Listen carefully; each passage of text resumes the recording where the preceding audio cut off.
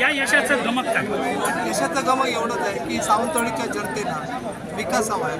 सावंतवाडीची जनता फक्त विकास विकास आणि विकास या एका मुद्द्यावरच आम्ही माझ्याबरोबर विलास जाधव होते. विलास जाधव हे खूप अनुभवी अगदी रस्त्यावर काम करणारा माणूस. रात्रंदिवस तो आता तुम्हाला माहिती असेल तो मागच्या वेळी पडला तरीसुद्धा तो गेली 7 वर्ष नगरसेवक नसताना सुद्धा काम करतो.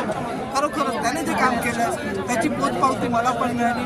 माझं पण काम होतं. असंच आम्ही जे कॉम्बिनेशन केलं त्या कॉम्बिनेशनमध्ये आम्ही आमच्या पक्षाला एक शब्द दिला होता की नगराध्यक्षाच्या उमेदवाराला आम्ही 800पेक्षा जास्त मतं मिळवून देणार. ते प्रॉमिस आम्ही पक्षाकडे पूर्ण केली आणि त्या प्रॉमिसला जनतेने खरोखरच आम्हाला जी साथ दिली जनतेचे खूप खूप आभार. सर्वात महत्त्वाचा मुद्दा आहे कळीचा. राजघराण्यावर आणि श्रद्धा राजेंवर अतिशय म्हणजे परखड टीका केली होती. मात्र मतपेटीतून सावंतवाडीकरांनी जागा दाखवलेली आहे. इथे कुठल्याही प्रकारचा महिलेवर असा अपप्रचार किंवा त्यांच्या भाषेवर मुद्दा जो आहे तो उपस्थित केला होता. आज त्यांना आसमान दाखवलेलं आहे जनतेने. काय सांगतो? दीपक भाईंची संस्कृती जी आहे ती संस्कृती त्यांच्याबरोबर जे काम करणारे लोक आहेत त्यांना कळणेच नाही राहू.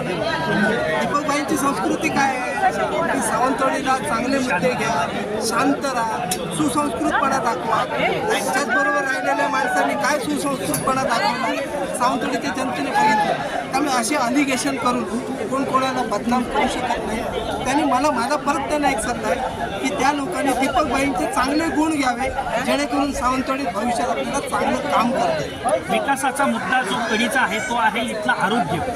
आरोग्याबाबत आता पुढे काय निर्णय घेण्याची तुम्ही ब्ल्यूप्रिंट टाकणार आहे? साहेब की एक गोष्ट लक्षात घ्या की महाराष्ट्राचे प्रदेशाध्यक्ष रवींद्रजी चव्हाण आणि या जिल्ह्याचे पालकमंत्री नितेशजी राणे हे 2 माणसं अशी आहेत की ती एवढी मोठी माणसं असतात. या गोष्टी माझ्यासारख्या सामान्य कार्यकर्त्याला विचार करण्याची कोणतीही गरज नाही. डेफिनेटली ते काम होणार आणि मी आपल्याला ॲश्युअर करतो की भविष्यात 5 वर्षात त्याची आपल्याला नक्कीच या ठिकाणी कार्यवाही झालेली दिसेल.